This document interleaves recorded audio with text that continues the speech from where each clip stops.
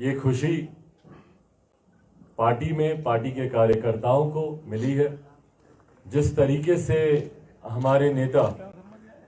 स्वर्गीय रामविलास पासवान जी को पद्म भूषण से सम्मानित किया गया, ये यकीनन हम सब के लिए एक गर्व का लम्हा है। हम लोग चाहते हैं और ये हम लोग की मांग भी है केंद्र सरकार से कि पद्म भूषण एक शुरुआत है। जिस तरीके से हमारे नेता ने अपने जीवन के 52 साल समर्पित किए समाज के दलित, शोषित, वंचित, अल्पसंख्यक, गरीब वर्ग के, पिछड़ा वर्ग से आने वाले लोगों को मुख्य धारा के साथ जोड़ने के लिए, ऐसे में वो मेरे पिता हैं, सिर्फ मैं इसीलिए ही नहीं कह रहा हूं, पर ऐसे में मुझे लगता है वो पूरी तरीके से हकदार हैं कि उनको आने वाले समय में भारत रत्न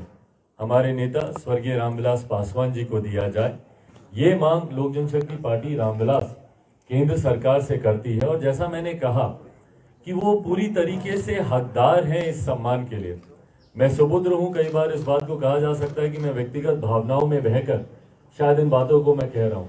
पर हकीकत है कि जिस व्यक्ति ने 5 दशक से ज्यादा अपना जीवन समर्पित किया समाज के वंचित गरीब वर्ग के लोगों के लिए, समाज में विकास के लिए, जिस व्यक्ति ने 6 प्रधानमंत्री के साथ कार्य किया, जिस विभाग की जिम्मेदारी उनको मिली उस विभाग को उन्होंने आगे बढ़ाने का, समाज के गरीब वर्ग के लोगों के साथ उसको जोड़ने का उन्होंने काम किया। आज जिस टेक्नोलॉजी को हम सब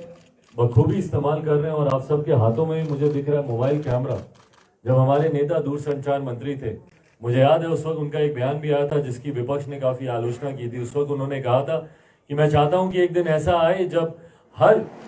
गरीब व्यक्ति के हाथ में, हर रिक्शा वाला, ठेला वाला के हाथ में मोबाइल फोन हो। मैं चाहता हूं कि बैगन के भाव ये मोबाइल फोन बिके। उस वक्त उनकी खूब आलोचना की गई थी क्योंकि वो दौर ऐसा था जब आप इनकमिंग कॉल भी करते थे तो उस वक्त भी 30 रुपया 32 रुपया आपको देना पड़ता था।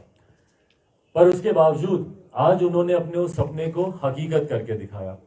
जिस विभाग में गए, रेलवे में आप आज भी जाएंगे, कितने ऐसे अधिकारी हैं, कितने ऐसे पदाधिकारी हैं जो बोलते हैं कि भैया उस वक्त हमको रेलवे में नौकरी दी गई थी। उस वक्त एक हस्ताक्षर से उन्होंने 57,000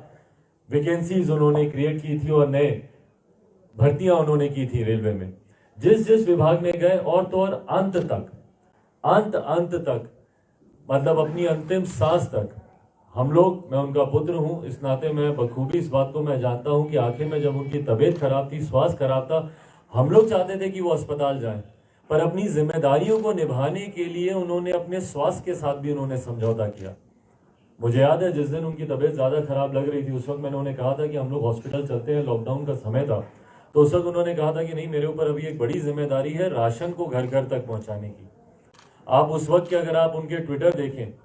उस वक्त आप देखेंगे, मैं 2020 की मैं बात कर रहा हूँ और लगभग जून जुलाई अगस्त के महीने की मैं बात कर रहा हूँ, और वही समय था जब उनकी तबीयत खराब हुई और अगस्त में हम लोगों ने उनको हॉस्पिटल में एडमिट करवाया। पर जून जुलाई में अगर आप देखेंगे,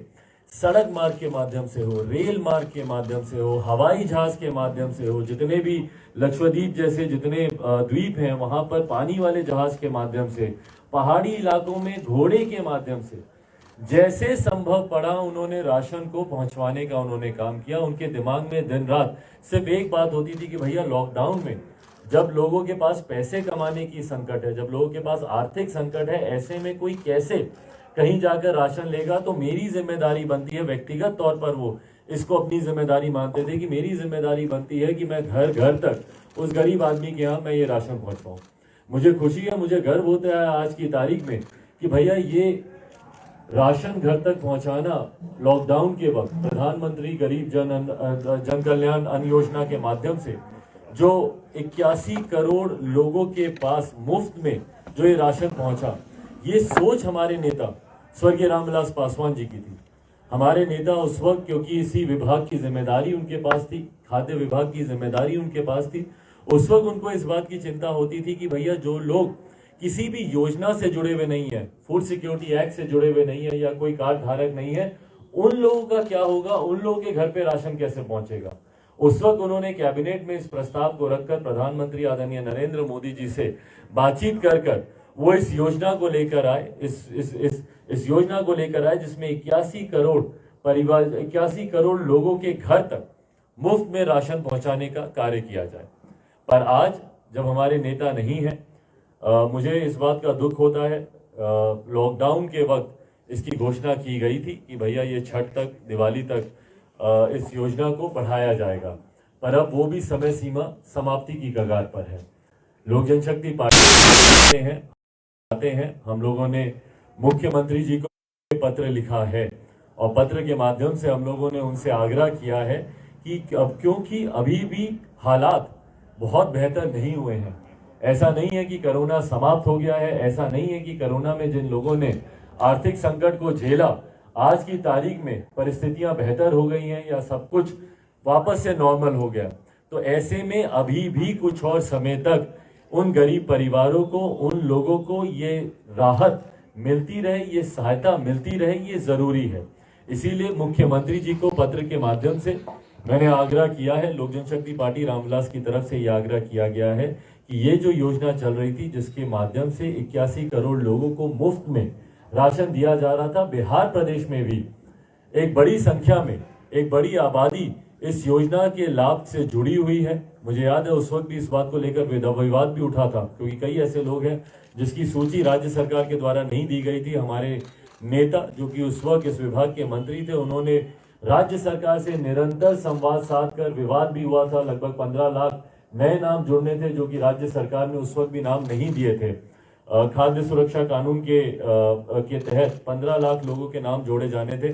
उस वक्त भी वो नाम नहीं दिए गए थे। बाद में जब केंद्र सरकार द्वारा, हमारे मंत्री के द्वारा जब निरंतर संवाद साधा गया तो उस वक्त ये नाम दिए गए। तो एक बड़ी आबादी बिहार में है जो कि इस योजना का लाभ ले रही है और उन लाभार्थियों को ये लाभ आने वाले समय में और मिलने की जरूरत है। जैसा मैंने कहा कि परिस्थिति अभी सामान्य नहीं हुई है, अभी भी आर्थिक संकट कई लोग हैं जो झेल रहे हैं। कई प्रदेशों में कोरोना के अभी भी गाइडलाइंस की वजह से जो कार्य वो कर रहे थे, उस कार्य को सामान्य तौर पर वो लोग कर नहीं पा रहे हैं। तो इस योजना को अभी और एक्सटेंड करने की जरूरत है।